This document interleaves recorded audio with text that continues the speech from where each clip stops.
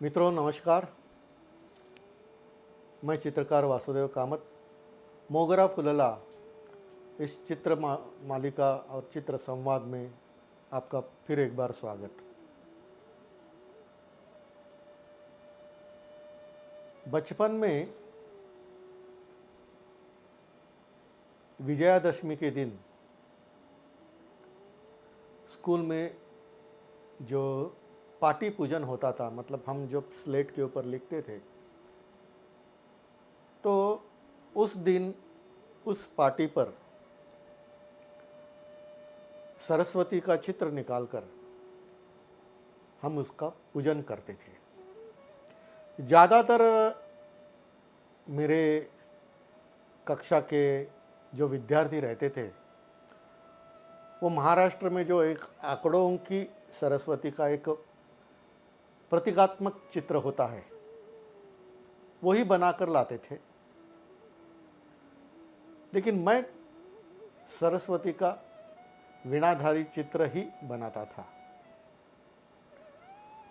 और सिर्फ मैं ही नहीं, उस समय मैं बचपन में चाल में रहता था, तो हमारे चाल में जो जो बच्चे स्कूल जाते थे वो एक दिन पहले ही सभी पार्टी मेरे घर ला के देते थे और उसके ऊपर मैं सरस्वती का चित्र बना के देता था।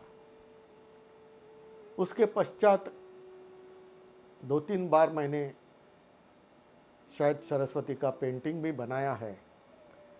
जो पारंपरिक चित्र है सर्वपरिचित है।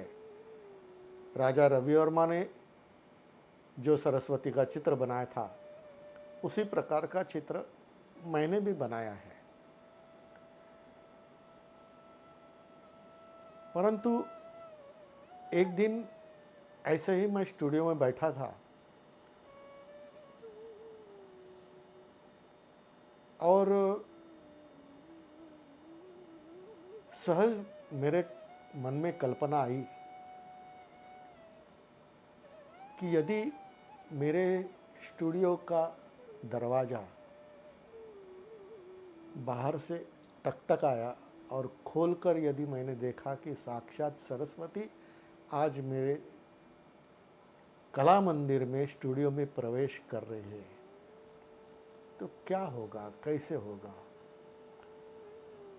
बैठे बैठे मन में कल्पना साकार होने लगी और उसको आकृतिबंध देने के लिए मैंने एक छोटा सा स्केच बनाया कि साक्षात सरस्वती स्टूडियो में आकर वीणा वादन कर रही है। तो यह वातावरण कैसे पुनित होगा, वो कल्पना मैंने छोटा स्केच किया। वो इतना सुंदर और इतना मुझे प्रभावी लगा, तुरंत ही मैंने मेरे पत्नी को, भारती को, गृहिणी को दिखाया। उसे भी वो कल्पना बहुत अच्छी लगी। बना दो, बड़ा चित्र बनाओ। 4x6 के कैनवास पर मैंने यह पेंटिंग बनाना शुरू किया।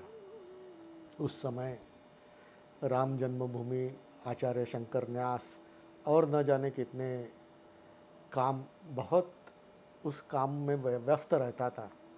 लेकिन तो भी जैसे हम दैनंदिन कुछ ध्यान करते हैं, योगासन करते हैं, प्राणायाम करते हैं, संध्या वंदन करते हैं, उसी प्रकार कितना भी काम हो, लेकिन इस चित्र के ऊपर थोड़ा तो काम हर रोज करेंगे, ऐसा मेरा निश्चय रहता था। लेकिन काम पूरा होने में बहुत लंबा समय गया। बाद में बीमारी के कारण पत्नी स्टूडियो में नहीं आ सकती थी। 1-2 बार आकर गई।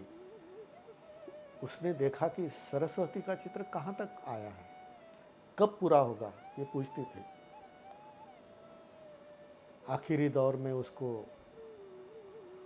स्टूडियो में आना भी कठिन होता था, लेकिन नीचे आने के बाद वो ज़रूर पूछती थी कि सरस्वती का चित्र पूरा हुआ, मैं देखना चाहती हूँ। लेकिन सच कहता हूँ, उसके जाने तक मैं चित्र पूरा नहीं कर सका, चित्र पूरा नहीं हुआ। उस जाने के बाद चित्र पूरा हुआ।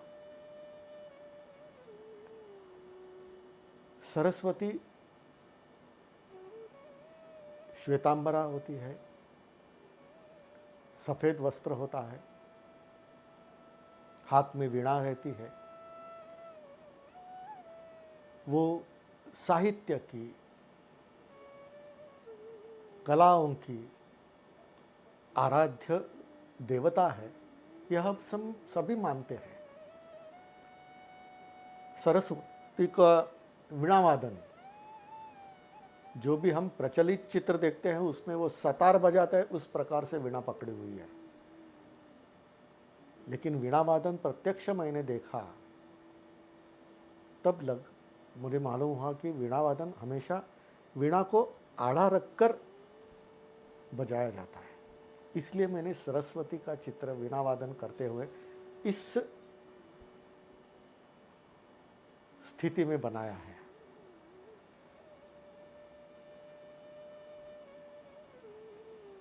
इस स्टूडियो में मेरी ग्रंथ संपदा है, बहुत से पुस्तक हैं। मित्रों को बहुत बार कहता हूँ कि मेरा सही खजाना जो है वो ये पुस्तकें हैं, बहुत सी पुस्तकें हैं। फिर यहाँ ऑयल पेंटिंग होता है, वाटर कलर होता है, स्कल्पचर होता है, यहाँ स्केचिंग भी होता है। दृश्य कला के जो जो मेरे विषय है प्रिय, वो भी स्टूडियो में होते हैं। मित्रों, बहुत सालों से मैं खुद संगीत की आराधना की दृष्टि से बांसुरी बजाता हूँ। लेकिन एक बात कहता हूँ कि मैं बांसुरी बजाता हूँ और मैं ही सुनता हूँ। कहीं मुलाकात हो जाए, कहीं मिले हम और आप बोलेंगे कि बांसुरी बजा के दिखाओ, तो वो मैं नहीं करूँगा। क्योंकि मेरा एक विश्वास है या मेरी समझ है कि पूर्व जन्म यदि है तो मैं अगले जन्म में मैं बांसुरी वादक बनना चाहता हूँ। यह मेरा अगले जन्म के लिए रखा हुआ स्वप्न है। तो इसलिए संगीत की आराधना, दृश्य कला की आराधना, ज्ञान भंडार की आराधना, यह सब इस स्टूडियो में होता है तो साक्षात सरस्वती का वास ही है। चित्र में सरस्वती का यह रूप क्वचित किसने देखा होगा। जब चित्र मैंने सोशल मीडिया पर दिखाया तो किसी ने बोला, अरे ये तो मीराबाई जैसा पल्लू लिया है आपने। ये सफ़ेद पल्लू जो ऊपर से लिया है वो किसी रीजन, विभाग या प्रांत दिखाने के लिए नहीं है। ये विनम्रता का प्रतीक है। विद्या विनयेन शोभते।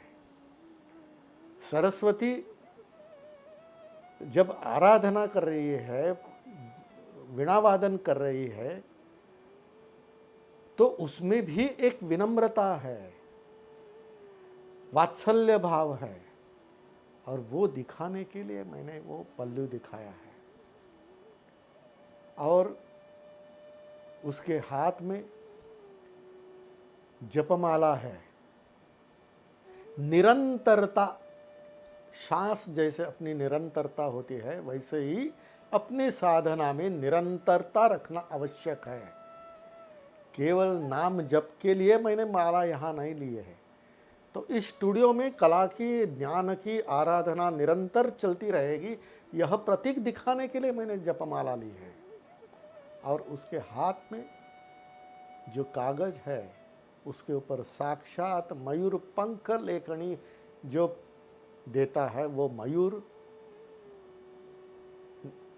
ऐसे लगता है कि वो मेरा भवितव्य, मेरा भविष्य, मेरी कल्पना को लिख रहा है। इस प्रकार यह पूर्ण चित्र होने के पश्चात गृहिणी की फिर से याद आ गई कि उसकी इच्छा थी कि यह पूरा चित्र देखे। ये उस समय नहीं हो सका, लेकिन आज वो जहाँ भी होगी यह चित्र देखकर सकून, आनंद और दैवी आध्यात्मिक आनंद अनुभव करती होगी। इस चित्र से आपको भी आनंद मिले, यह दृष्टि से मैंने ये चित्र आपके सामने रखा। यह चित्र 4 फुट बाय 6 फुट का है और तैल रंग में बनाया है।